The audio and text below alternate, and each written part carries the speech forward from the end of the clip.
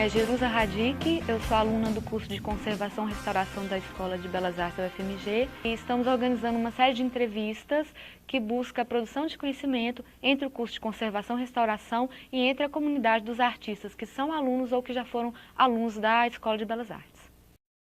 Essa coisa dos materiais ela é muito interessante para mim porque a escolha dos materiais ela influencia diretamente no seu projeto de pintura. O material é uma mediação. Uma das muitas mediações entre a ideia inicial, que pode virar um projeto ou não, e a realidade da obra depois. Não apenas executam, né, uma ideia, fazem parte dessa ideia, né, e sustentam essa ideia. Essa preocupação com a conservação, de como os materiais vão reagir... Na verdade, não é uma preocupação muito grande de muita gente hoje, né? Porque a gente ainda está no processo de estudo, de descobertas. Talvez por causa disso a gente erra muito. Se a gente não experimenta, a gente não vai errar e não vai saber o efeito do erro, que às vezes pode não ser um erro, pode ser algo que passa perto do objetivo que eu quero. A gente batalhou muito durante um período estudando umas técnicas antigas de pintura, onde eles preparavam suportes com muita delicadeza, muita calma, muita tranquilidade, faziam etapa por etapa, usavam fungicida, fazia camada de óleo em cima de camada de óleo, só usava óleo, tudo bem feito, mas isso não me agrada, sabe? Eu não tenho interesse em passar por esse processo, eu acho muito lento.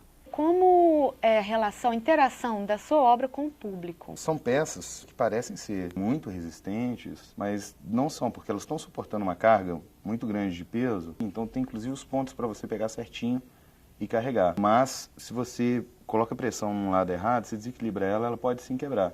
Então são peças feitas para serem observadas, não ter uma interação física. Nós já pensamos em exposição colocar aquelas fitas de isolamento, mas o problema é que quebra a estética, né? O que nós fizemos foi reforçar elas muito assim, instruir bastante a galera para não deixar ninguém chegar perto. Trabalhei lá no Secor, né? E sei como que as pessoas são rígidas. Só para quem não sabe, o Secor é o Centro de Conservação e Restauração da Escola de Belas Artes.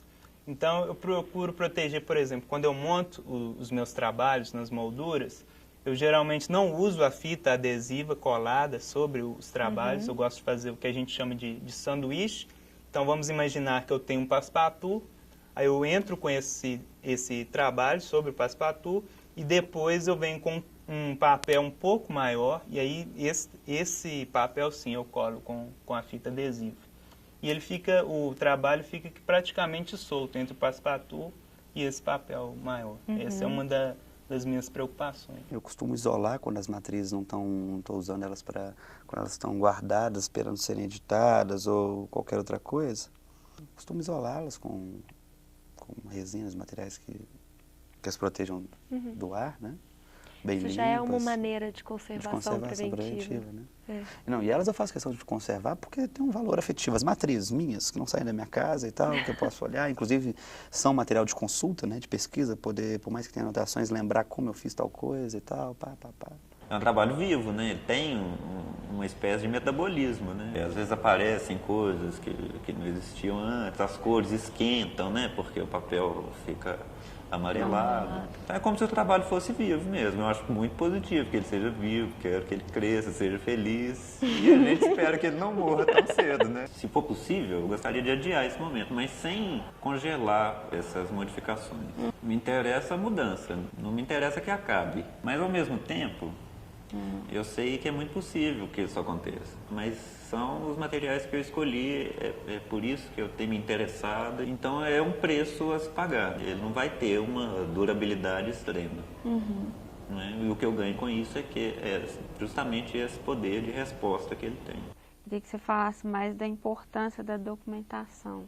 Bom, eu acho muito importante, principalmente no caso da performance, né? Essa própria questão do efêmero mesmo, né? Para você ter uma questão de controle da qualidade mesmo. Eu acho que o registro ele pode ter meio que dois sentidos. Ele vai ter a questão do registro e também a questão de vai ser uma fotografia à parte, assim. Eu poderia expor essas fotografias, assim.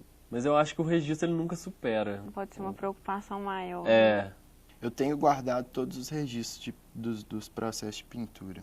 Inclusive o diário, que é o que eu uso para escrever e anotar as coisas que deram certo, as coisas que deram errado, a sequência de técnicas que eu estou usando nos trabalhos, porque eu faço questão de colocar isso no meu TCC.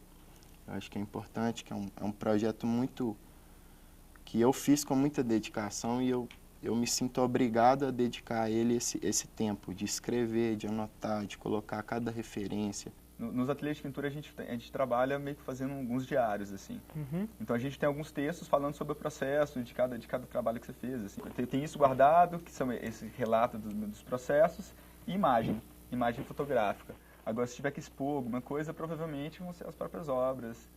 Tipo, aí estou tomando os devidos cuidados para poder... Sim, sempre por perto. Transitar está sempre do ladinho, é isso. Você consegue armazenar, organizar essas informações, disponibilizar, talvez? Confesso que existe uma falta de organização, questão de datas, descrição dos registros, né? Um controle da imagem, da qualidade da imagem mesmo. Falta um pouco de gerenciamento aí. Mas é isso, eu guardo mesmo no computador de casa. Tá lá por enquanto. Um HDzinho especial. Nada, tá no HDzinho comum. Vai dar um vírus e vai perder tudo. Mas eu ainda tenho as obras, ou seja, eu posso começar novamente, caso aconteça. O pior aconteça, os malditos vírus cheguem.